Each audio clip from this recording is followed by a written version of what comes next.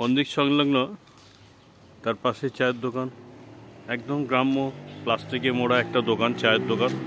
এখানে চাও খেতে পারবেন বসে। রাস্তা একটা, যে রাস্তা সোজা চলে যাচ্ছে আপনার বিঘাটি চর্চিকাতলা পার করে একদম ভদ্রেশ্বর স্টেশনের দিকে, খুব কাছেই কিন্তু খুব মনোরম জায়গা। দেখুন এটা ব্রিজ,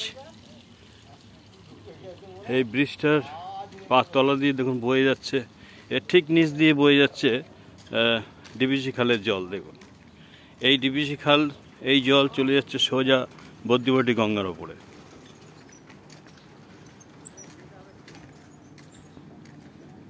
দেখুন কত জল, দেখুন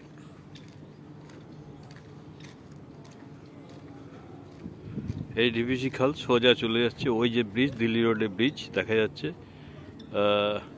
ওই দিল্লি রোডের ব্রিজ পার করে তার তল নিচে দিয়ে চলে যাচ্ছে, একদম গঙ্গায় গিয়ে মিশছে।